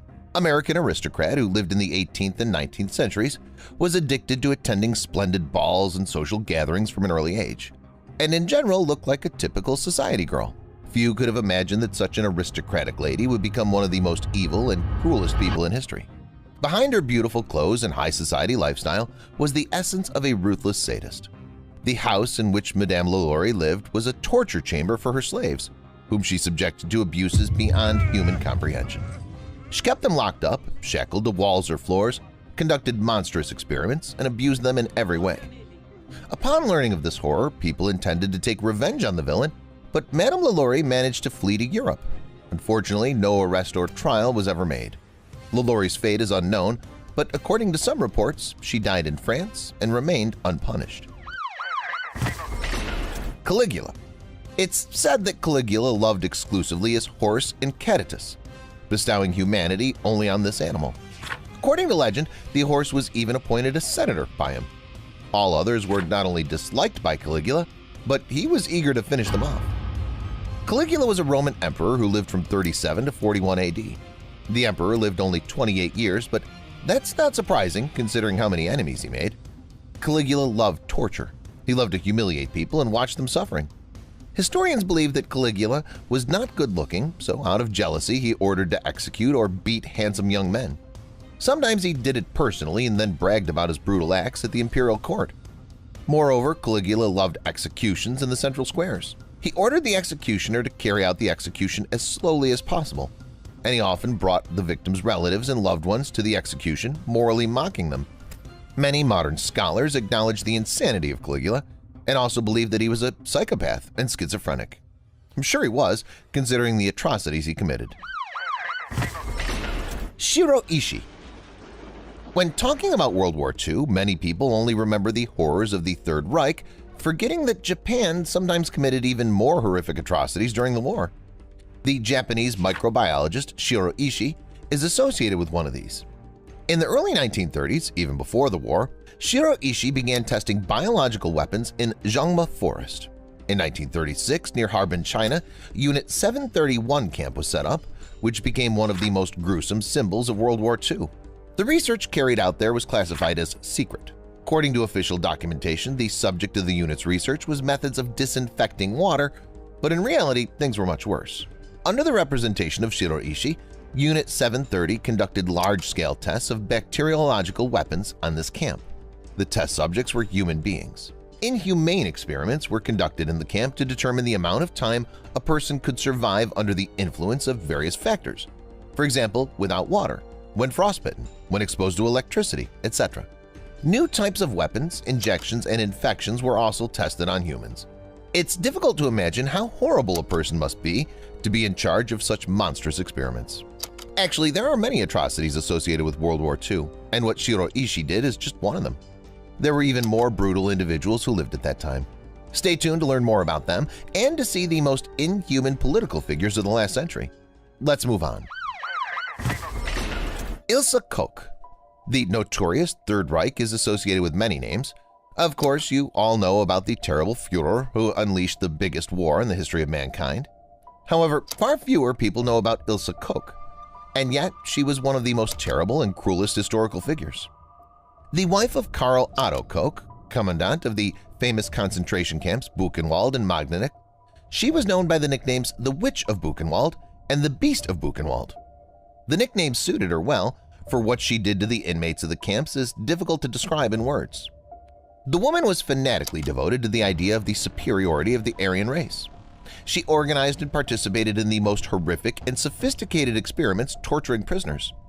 Ilse Koch contributed to the appalling detention of concentration camp prisoners and did not give them a moment's peace.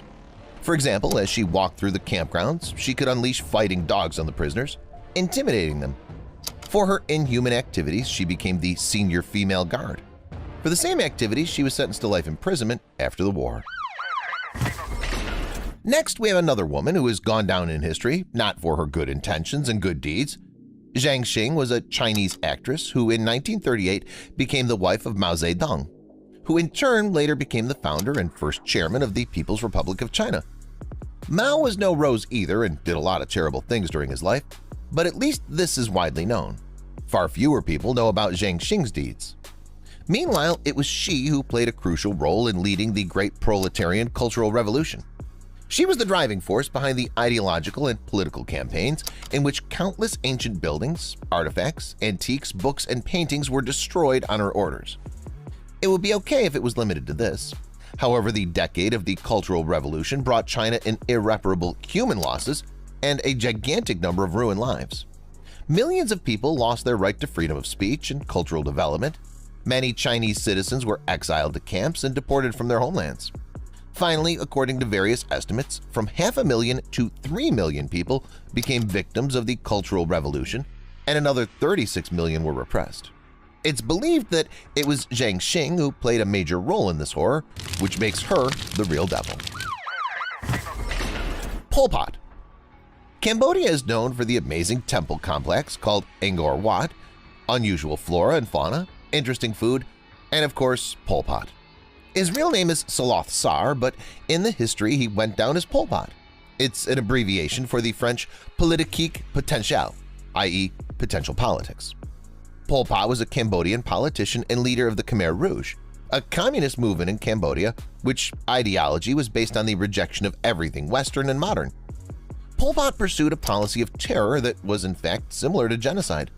The Khmer Rouge leader was responsible for the deaths of millions of civilians. In the war against the bourgeoisie class, Pot's supporters did not shy away from any means. The ideas of humanity and mercy were alien to them. On Pol Pot's orders, the urban population was sent to labor camps, and members of the educated class were exterminated throughout the country. Absolutely anyone who disagreed with Pol Pot's policy was met with brutal reprisals. As a result of this madness, the country lost about a quarter of its population in just a few years, which is terrifying and frightening. Oliver Cromwell. Oliver Cromwell is an important historical figure for the history of England, as Lenin is for the history of Russia, or Napoleon for the history of France. But the importance of Cromwell does not negate the fact that he was very evil, cruel, and in many ways an inhuman person. He went down in history as a statesman and military leader who waged the English Civil War in the mid-17th century.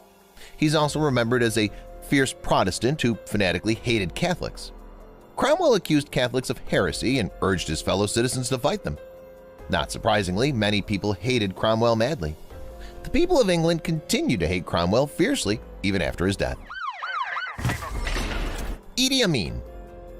Idi Amin has gone down in some historical chronicles as the Butcher of Uganda. He was in power from 1971 to 1979. During that time, he created one of the most brutal totalitarian regimes, not only in Africa, but in the world as a whole. Idi Amin engaged in repression, created terror squads that massacred his opponents, and invested as much as possible in the army. It's estimated that between 300,000 and 500,000 Ugandan citizens became potential victims of his repression, with 2,000 falling personally at his hands. Although the evil dictator was overthrown, he was not persecuted, he was not arrested, and he was not brought to trial until his death. From the most brutal and inhuman political figures to the most dangerous criminals in history. Next, you'll learn how far revenge, lust for money, and fame can take a person, how the world's most ruthless lawbreakers are held in prisons, and whether there really were people scarier than Hannibal Lecter. In 2006, Pedro Alonso Lopez was in Ecuadorian prison, but almost immediately arrested again as an illegal immigrant. Soon he was turned over to Colombian authorities, who accused him of a 20-year-old murder. He was declared insane and placed in the psychiatric ward of the Bogota Hospital. In 1998, he was declared sane and released on $50 bail, subject to certain conditions. He later went into hiding. A documentary made by British journalists about the life of the criminal mentioned that Interpol had issued a report of a re-arrest by Colombian authorities in connection with a murder that took place in 2002. Information about Lopez is currently scarce. As of 2020, his whereabouts are unknown. Alfredo Trevino. Few people know that Thomas Harris did not create the character Hannibal Lecter from scratch. Lecter's not just a figment of the imagination of the writer who gave the world The Silence of the Lambs, but a character largely created by the prototype of Alfredo Bali Trevino. In fact, Trevino is the real Hannibal Lecter. The only scary thing is that Lecter is only the character of the movies and books, while Trevino was walking around among us. Trevino was a Mexican surgeon. While working as a medic in 1959, Trevino got into an argument with his coworker. precedent led Trevino to finish off the employee in cold blood, choosing the scalpel as his weapon, and then dispose of the body in cold blood as well. He didn't escape punishment, the crime was disclosed and the surgeon was sentenced to execution. Then, however, the sentence was commuted, and after 20 years of imprisonment, Trevino was released. He died in 2009. Writer Thomas Harris interacted with Trevino personally, as Clarice Starling did with Hannibal in books and films. The writer took a lot from Trevino's image and personality and then endowed these traits with Hannibal Lecter, a character who became one of the most famous and recognizable in history. Jason Barnum. Jason Barnum has not committed as many crimes as Pedro Lopez, but there's a reason he's in this episode. Because he truly is creepy. His tattooed body, cold stare, and tattooed eye are a scary combination. No wonder Barnum's called the Terminator. There are similarities between the two. About 10 to 15 years ago, Barnum was a burglar. Burglaries are bad crimes, but at least he didn't hurt anybody, you might say. That's not true. During an arrest, Barnum started shooting at cops and wounded one of them. He was eventually arrested, charged with theft and armed resistance to law enforcement, and sentenced to 22 years in prison. Barnum had already served about half of his sentence. The criminal didn't repent of what he had done, believing that it was better to be notorious than to be unknown. He became a celebrity, but his fame is mostly known within the prison walls. Appearances can be deceiving, but that's not the case with Jason Barnum. Looking at him, you realize that this man can be dangerous. The creepy thing is that sometimes very nice people can be much more dangerous. Stay tuned to see such people who turned out to be real monsters and learn about other dangerous, scary, and evil personalities. Rodney Alcala. In this footage, you see an old American show. Everyone here seems to be kind. Even by the looks of it, they are. But one of those present, Rodney Alcala, is a real demon hiding under the mask of a smiling man. Many people call him the most terrifying and dangerous man in American history, and in many ways he was. He was a serial killer who committed his acts in the 1970s. By the way, that's when this episode of the show starring him was filmed. It's creepy to realize that the most dangerous criminal, who wasn't even known about at the time, came on a regular show. Over the years, Rodney killed at least 9 people, though it's believed there may have been as many as 130 victims, and they easily disposed of them. Thanks to his eloquence and wit, he avoided punishment for decades. The monster photographer died in July of this year. John Wayne Gacy. Everyone knows about Pennywise the Clown, but far fewer people know that when creating the novel It, Stephen King invented the image and appearance of Pennywise based on a real person, John Wayne Gacy. He went down in history as the killer clown and as one of the most evil, dangerous, and creepiest people in the world. John Gacy was a notorious American maniac. As with many famous criminals, it all started with a horrible childhood. John was born into a dysfunctional family in which his father drank and his mother suffered from his beatings. Plus, as a child, John was harassed and bullied by his peers. All of this left a deep imprint and changed John's psyche. So eventually, he became a maniac. In the 1970s, Gacy performed as a clown at holidays. He would pick out a victim, lure them to him, and then massacre them in cold blood. There were at least 33 of Gacy's victims. It took police a long time to figure out who was behind it all. At first, they couldn't even think of Gacy. Could a mild-mannered clown, public figure, and political activist be a brutal maniac? As it turned out, he could. When the secret was revealed, Gacy was arrested and sentenced to execution. While awaiting his sentence, the murderer drew clowns in his cell. These drawings were then sold for large sums of money. A Hungarian aristocrat, a countess of a famous family, and the richest lady of high society in Hungary of her time. What could possibly be wrong with this woman? Surely she spent her life at receptions and balls, socializing culturally and taking enormous care of herself. There is some truth to that, except that Bathory had a hobby. She was a maniac. And not just any maniac, but an incredibly prolific, creepy, and dangerous one. She was listed in the Guinness Book of World Records for the number of her victims. There were 600. Even the monster from Colombia, Pedro Lopez, doesn't seem so terrible compared to her. The Countess's victims were mostly local peasant women who were lured to the castle by the offer of well-paid work. There were also some noble women, daughters of nobles who had come to the Bathory estate to study court etiquette. It was in the castle that the Countess carried out her evil deeds, torturing and tormenting people. It was even said that she was a vampire and used the blood of her victims to keep her young. The crazy thing about this whole story is that the only punishment Bathory received was life in prison, and she served time not in some cold dungeon but in her own castle. 600 victims and ordinary house arrest. How you like that? There was an even scarier, more terrifying, and dangerous man who could even give Elizabeth Bathory a head start. The man in question was Thug Behram, an Indian who lived in the second half of the 18th and first half of the 19th centuries. He was a member of the Thuggee cult, comprised of Indian bandits and brigands who devoted themselves to the service of Kali, the goddess of death and destruction. Behram excelled at destruction, not only more than anyone else in his cult, but more than anyone else in the world, as many scholars call him the most prolific murderer in history. It's believed that 931 people were killed by him. That hardly sticks in my mind. Even the most egregious maniacs known throughout the world don't seem so disgusting on the background of this Indian. However, the Indian himself said that he had 125 victims on his account, and the number 931 came from the fact that he was present at 931 murders. In any case, no matter what number we take, Thug Behram was a maniac and an immoral monster. He was punished more severely than Elizabeth Bathory, who spent her last days in a luxurious castle. In 1840, Thug was executed. Felicien Kabuga. One doesn't have to be a maniac to go down in history as an extremely dangerous, frightening, and terrifying person. Felicien Kabuga is a perfect example of this. Initiated, organized, and financed the mass extermination of the Tutsi people in Rwanda. This extermination went down in history as one of the largest and most savage genocides of all time. It took place in 1994 when a plane carrying the president of Rwanda crashed. Kabuga blamed the Tutsis for the tragedy and immediately radioed the Hutus to avenge the death of the president. What happened shortly thereafter is beyond comprehension. In just 3 months, up to 1 million people were exterminated.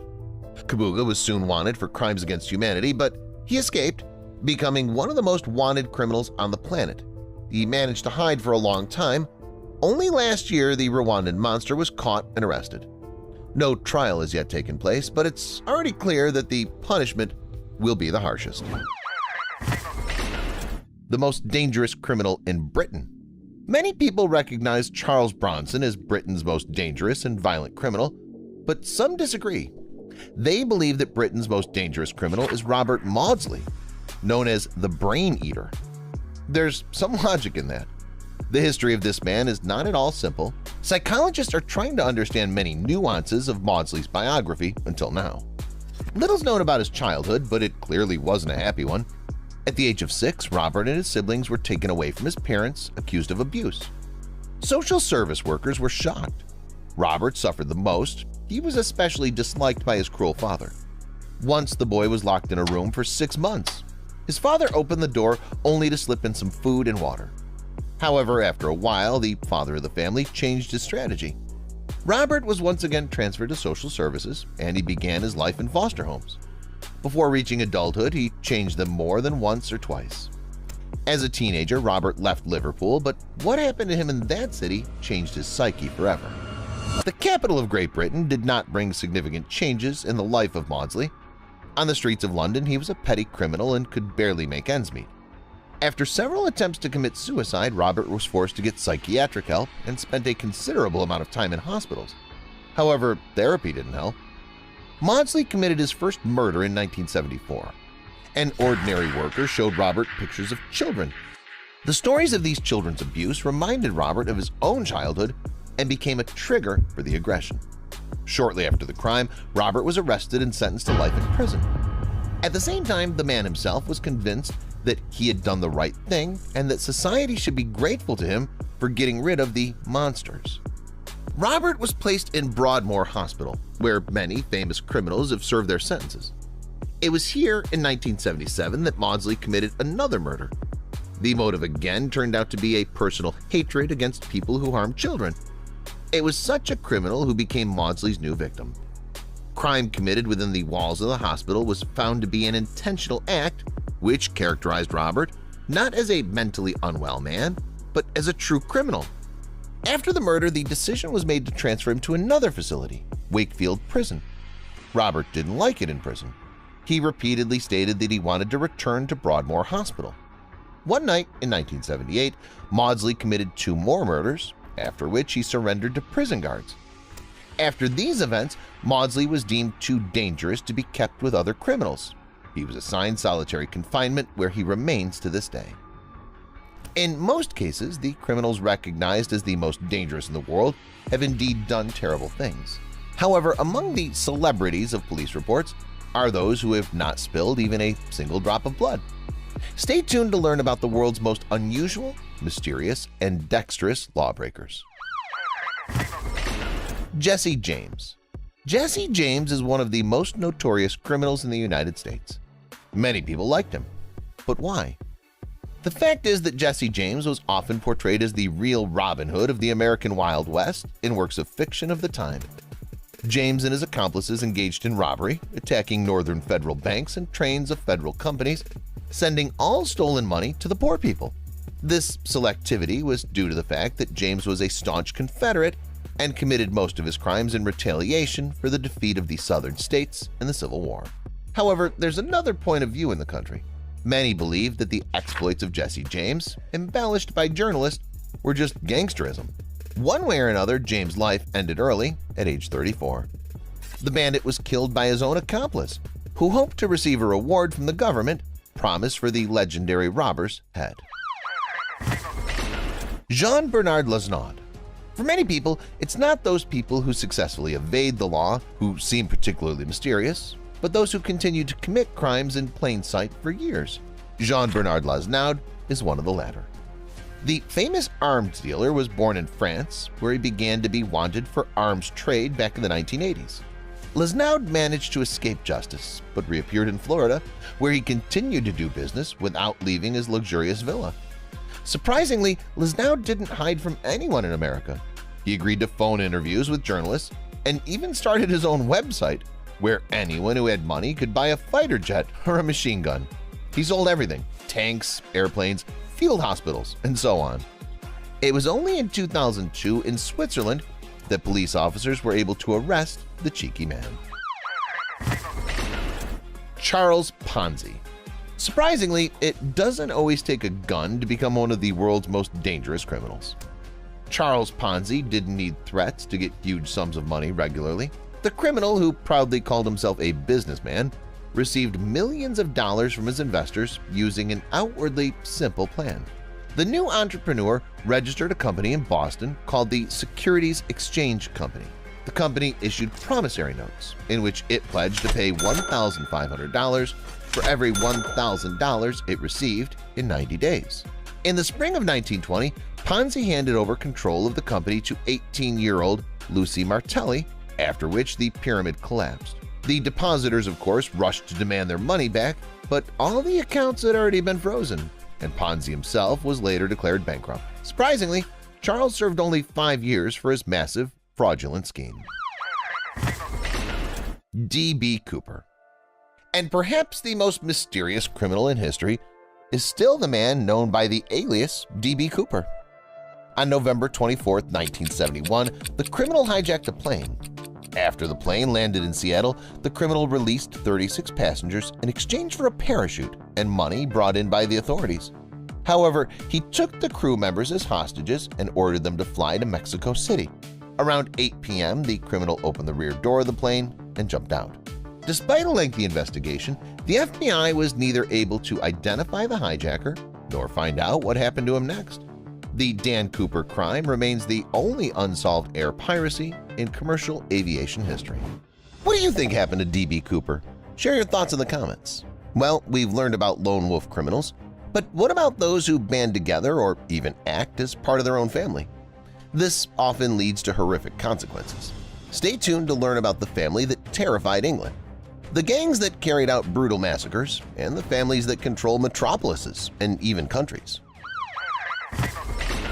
The Addams Family. No, I don't mean the famous Addams Family whose members were characters in the black comedy of the same name. I'm talking about the family that caused a stir in all of England.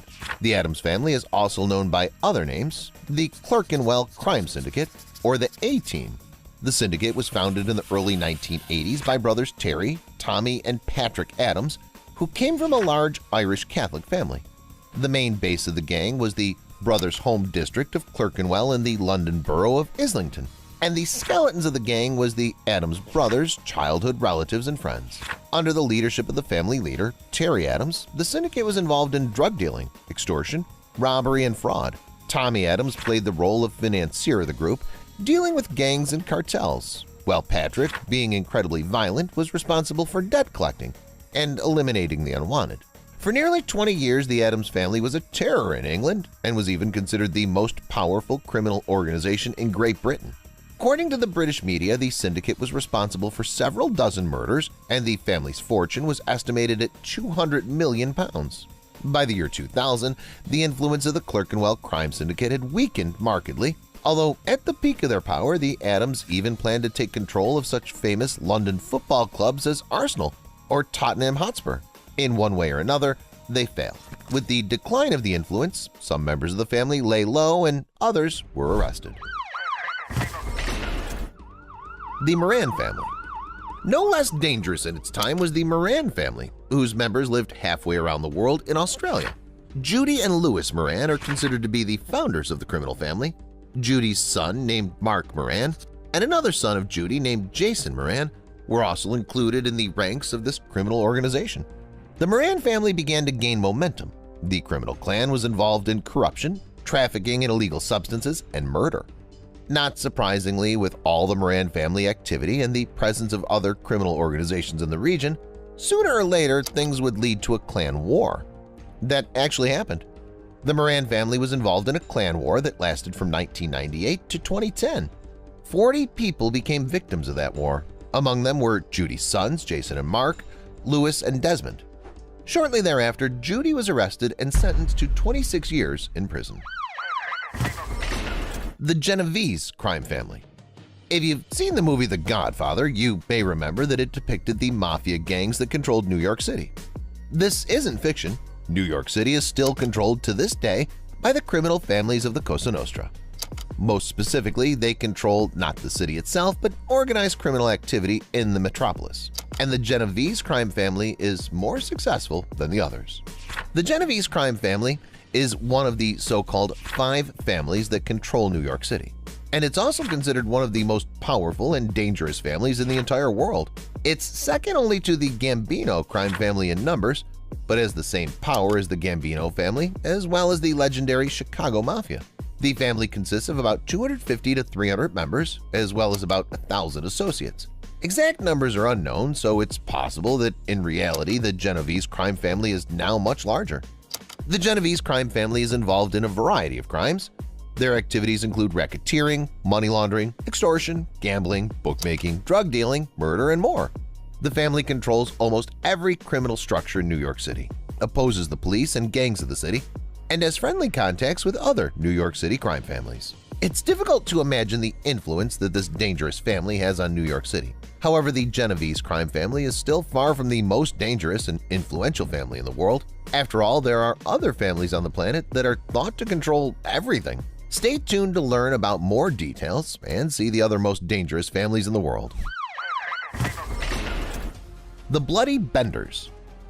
Usually, serial killers act alone, but history knows of cases when serial killers have acted together. The worst thing about this is that sometimes the accomplices were members of the same family. The Bloody Benders are one of the most dangerous and violent families of all time, whose members were involved in crime in the 1870s. The family consisted of John Bender, his wife Elvira, their son John Bender Jr., and their daughter Kate. The Benders were one of 5 spiritualist families who settled in October 1870 in Osage Township, Kansas, USA. The family registered land and built a small inn in Labette County that provided shelter and food for travelers and their horses. It was the inn and spiritualist activity that became the basis for the Bender crimes. Kate lured clients to the inn through advertisements she posted around the town. Those wishing to heal or communicate with the spirits of the dead came to the Bender Inn. The inn had a large room divided by a curtain. When a guest entered the room, they were received and seated at a table in such a way that a curtain behind their back hid one of the Bender men. While Kate diverted the guest's attention, John or his son would dispose of him. By such dastardly tactics, the Benders had put at least 11 innocent people to death. Unfortunately, the family members couldn't be caught. After another crime was committed, they realized they'd get caught and fled before justice caught up with them.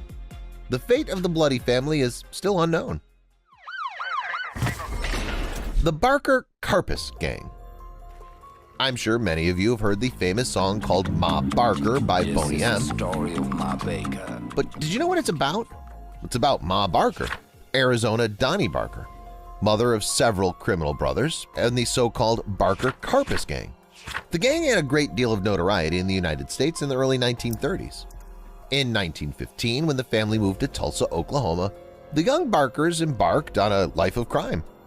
Over time, they formed a gang founded by Fred Barker and Alvin Karpus. The bandits robbed banks, post offices, and local gas stations. The gangsters committed their main crimes between 1931 and 1935. Ma Barker is believed to have been the brains behind the gang and a violent criminal who regulated all the actions of her sons. But many scholars disagree. They raise serious doubts about her role in the gang. Anyway, the Barker-Karpus Gang made a lot of noise in its day, and for several years the Barker family was rightly considered one of the most dangerous in the world. Finally, one of the most famous families in the world, which at the same time is considered the most dangerous on the planet. I'm talking about the Rothschild family. The history of the European dynasty of bankers goes back to the end of the 18th century.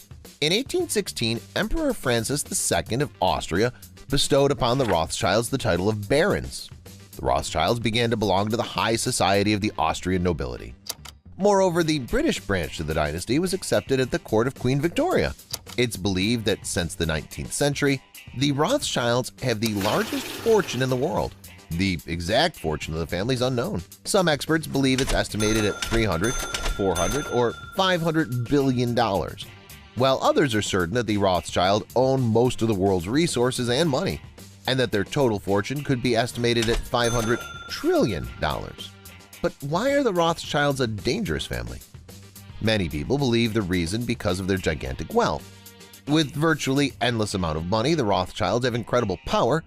According to many theorists, they're one of the ones who run states and multinational companies, start wars, organize and finance revolutions, and so on.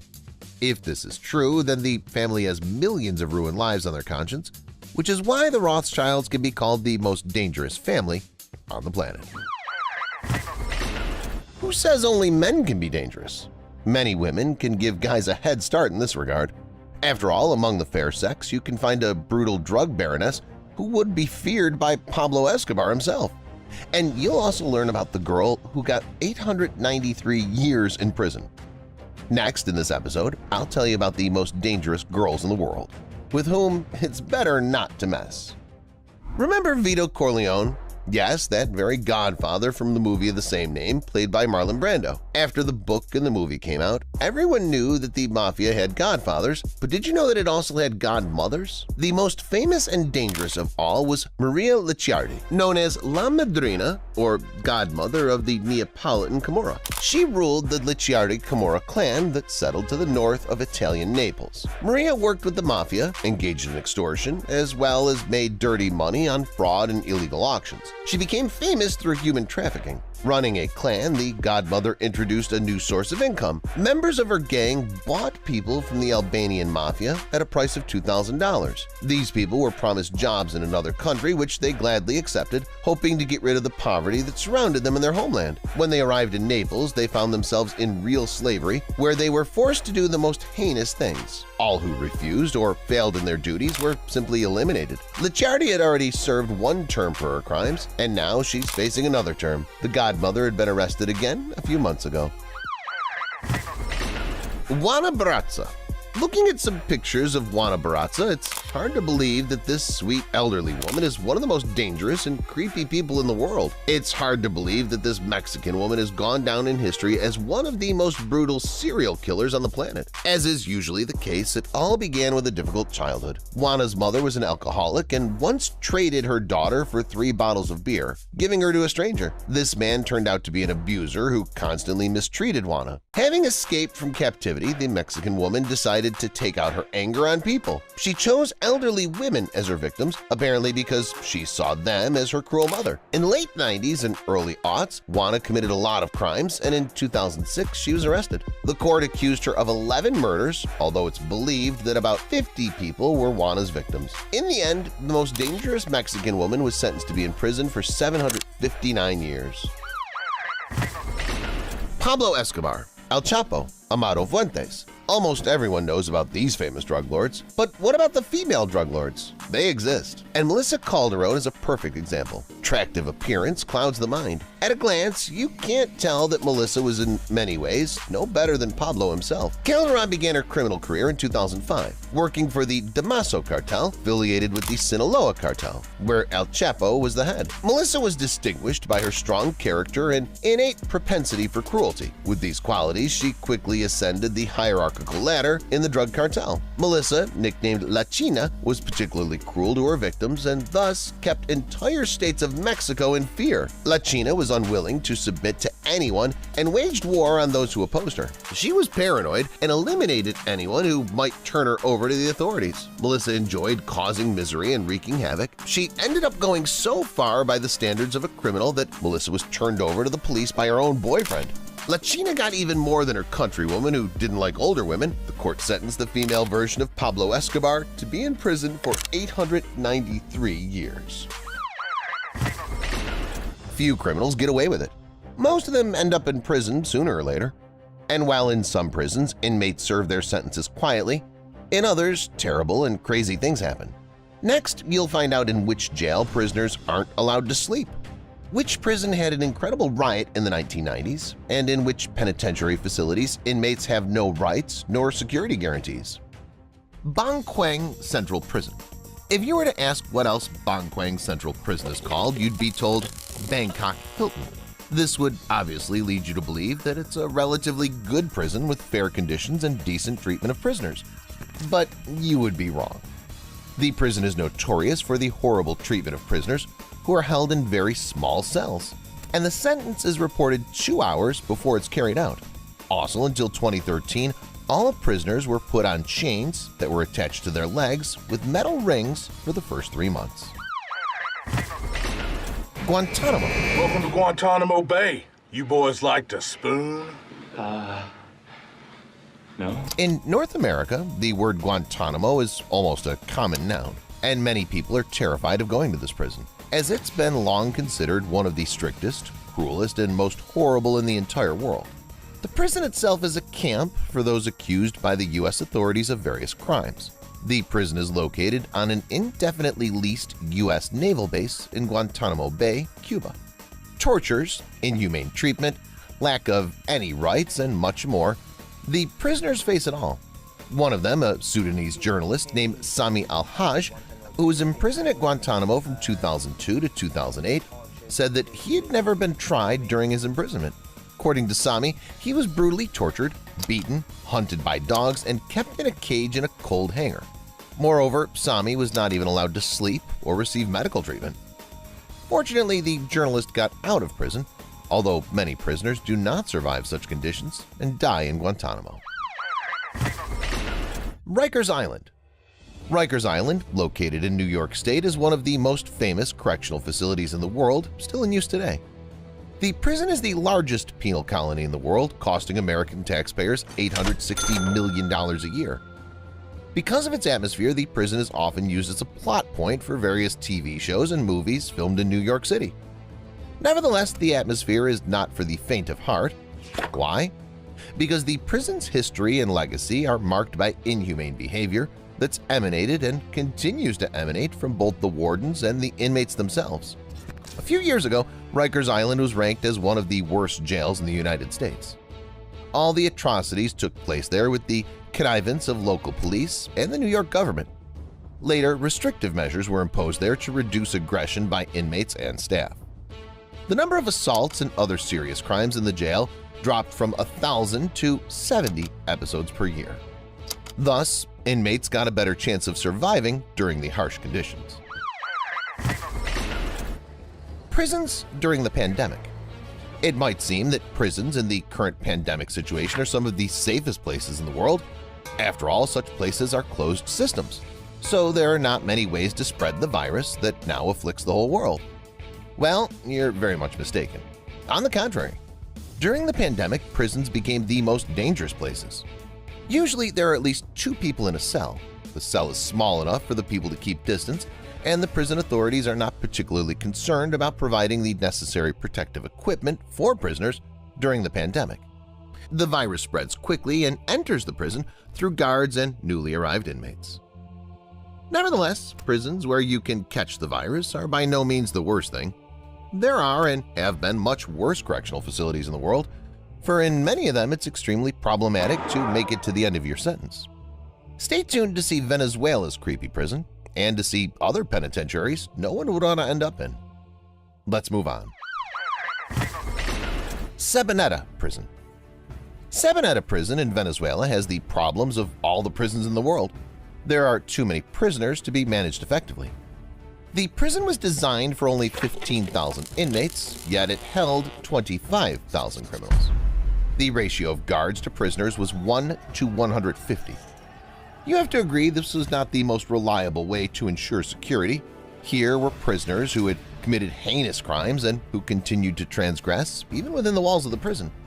It was no wonder it was simply unrealistic to maintain order with so few guards. In 1994, there was a riot that took the lives of over 100 inmates.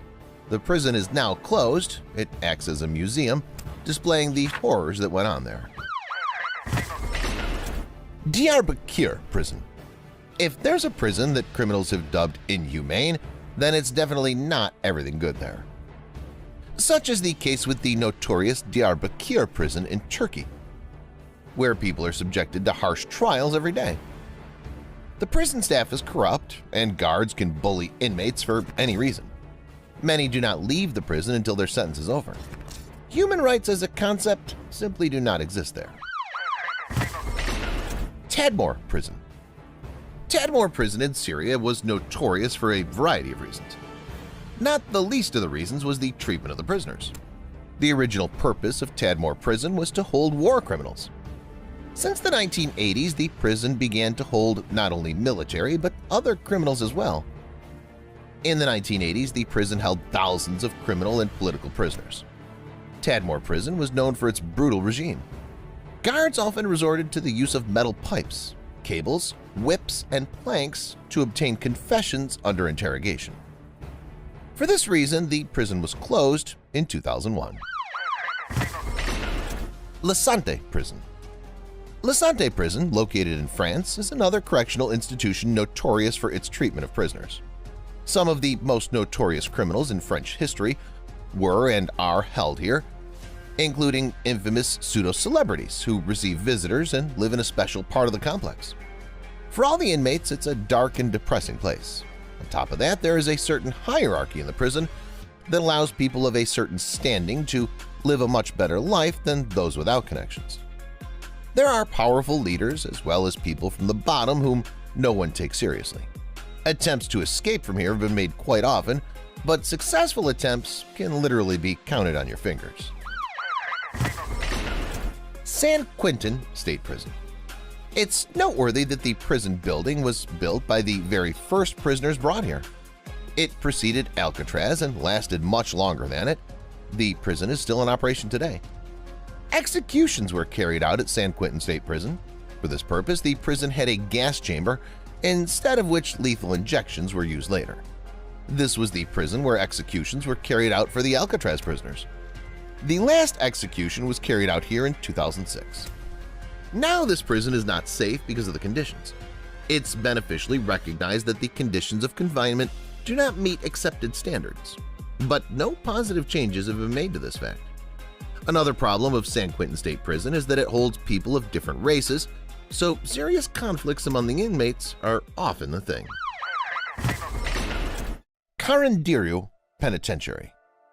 Brazil's Carandiru Penitentiary has been known for decades as the world's most brutal penal institution.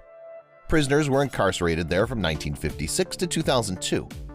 During this time, Carandiru Penitentiary became one of the largest prisons in the country, with about 8,000 inmates serving sentences at one time. The deplorable conditions of the inmates was long known, In part, the reason for that was the shortage of prisons in the country. The prison became world famous after the riot that took place in October 1992. At the time, a fight between two inmates escalated into a riot and even a massacre with more than 100 victims. Because of the unfairness of the trial in October 2001, the inmates of Carandiru Penitentiary set a record. They made the largest mass escape in the history of the Brazilian prison. 105 people escaped through pre-dug underground passages connected to a sewage system. A year later, the prison was destroyed. ADX Florence. Many of you may have never heard of the prison called ADX Florence, but this prison, also known as the Alcatraz of the Rockies, is considered to be the most secure and impregnable prison in the world. It's impossible to escape from it, and no one has ever managed to do it. It's a maximum security correctional facility. Opened in 1994, ADX Florence has a capacity of 490 beds, but currently holds 344 inmates. Not much for a prison spread over 20 hectares. Nevertheless, only the most dangerous prisoners in the entire world are held here. When designing the prison, the authorities decided to create a place of detention that would completely eliminate the risk of attacks on staff and the possibility of escape. They succeeded. The prison has 6 levels of security, from the highest level of security to the least restrictive level. Criminals held in solitary confinement of the highest security level are held there for 23 hours a day. Prisoners cannot tell their location inside the prison or even which way they're facing, because the narrow windows only allow them to see the sky. Inside these solitary cells, extra bars have been installed to separate the heavy door from the living area so that guards can enter without fear of surprise attack.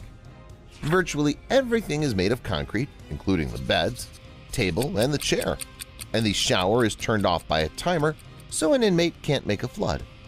Communication with the outside world is forbidden. The prisoners are constantly monitored. The prison is stuffed with motion sensors and surrounded by a fence with barbed wire nearly 4 meters high. In general, no matter how hard you try, it's simply impossible to escape. Black Dolphin Prison. The Black Dolphin Prison is one of the most famous prisons in Russia, and perhaps the most protected and impregnable prison in this country. Not surprisingly, since it holds the country's most dangerous and gruesome criminals serving life sentences. There are currently about 860 criminals being held here, and there are even more staff members, about 900. The prison maintains strict isolation from contact between inmates. There are 2 or 4 inmates per cell, but there are especially dangerous prisoners held in solitary confinement. Prisoners keep regular hours and are under constant video surveillance. Upon leaving the cell under escort, the prisoners are followed by a dog handler and a dog.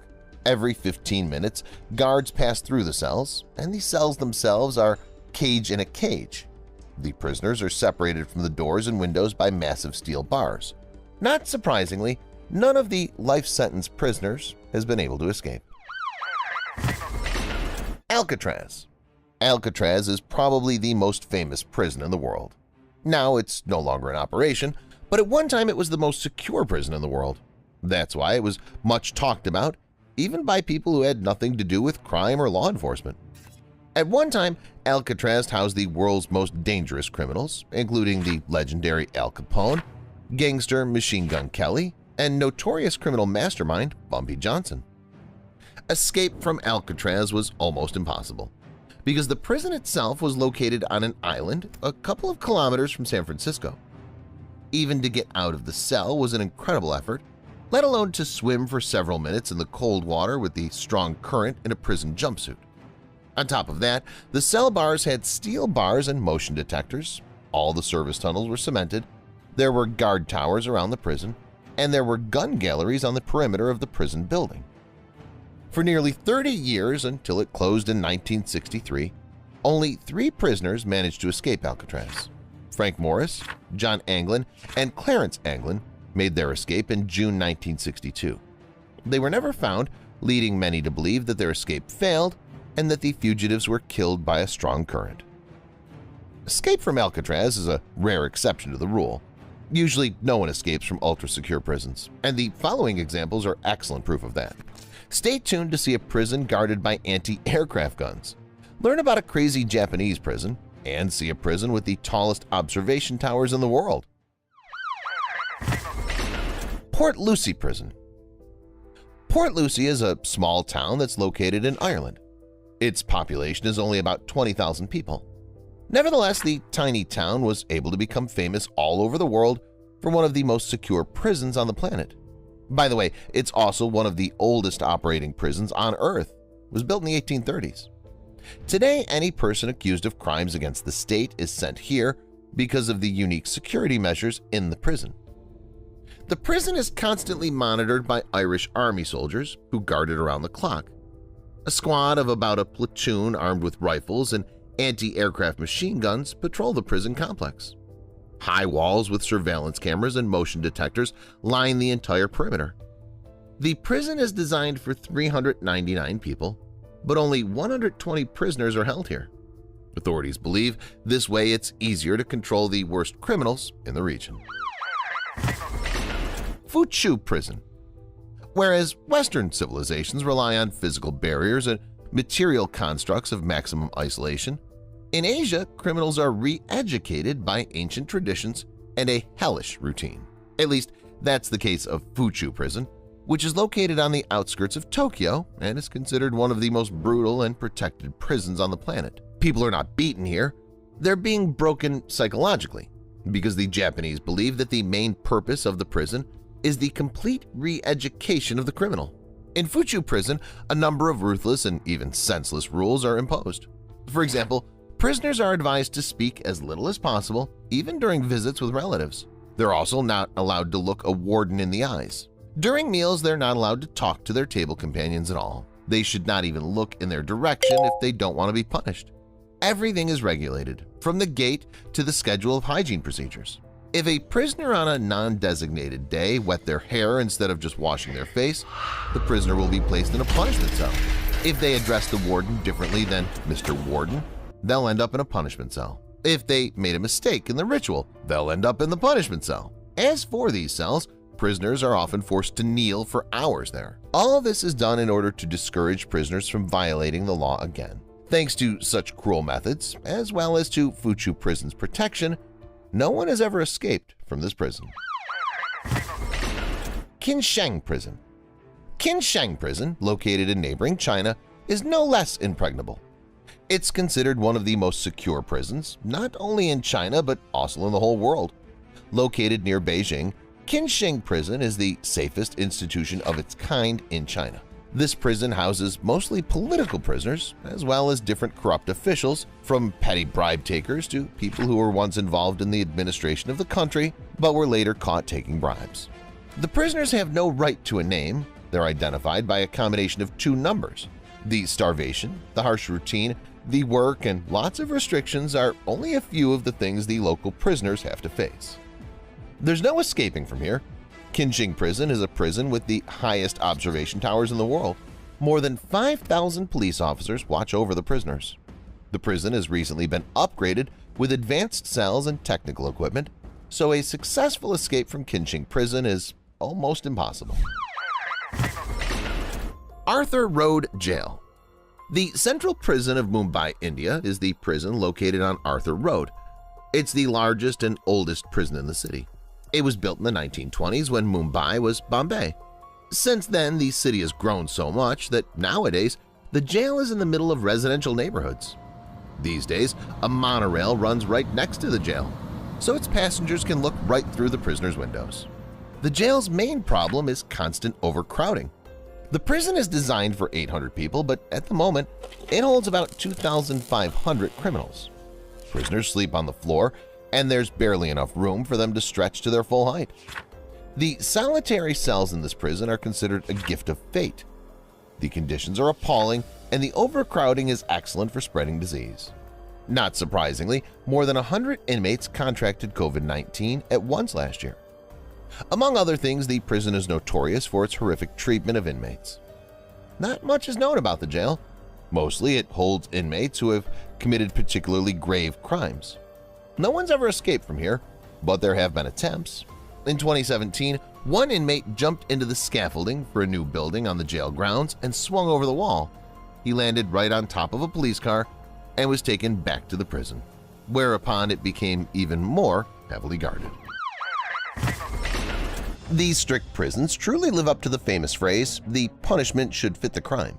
But not all prisons in all countries are a complex of gray buildings surrounded by barbed wire and packed with cells and angry guards.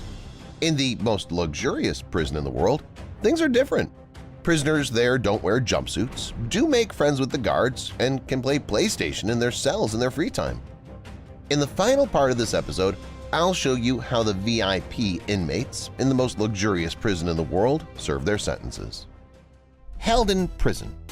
The Norwegian justice system is world-famous for its prisons, which are more like hotels and sanatoriums than detention facilities. The Halden Prison is Norway's pride of place. It's often called the most luxurious prison in the world. Moreover, most experts unequivocally believe that Halden Prison is the most humane prison on the planet. While such prisons as Guantanamo Bay Detention Camp, Black Dolphin Prison, Sabaneta Prison, and Lasante Prison are criticized for excessive cruelty to prisoners and a horrible routine, Halden Prison is criticized for being too lenient in its treatment of prisoners. There are no barbed wire fences, no guard towers, not even prison jumpsuits. Prisoners wear whatever clothes they want.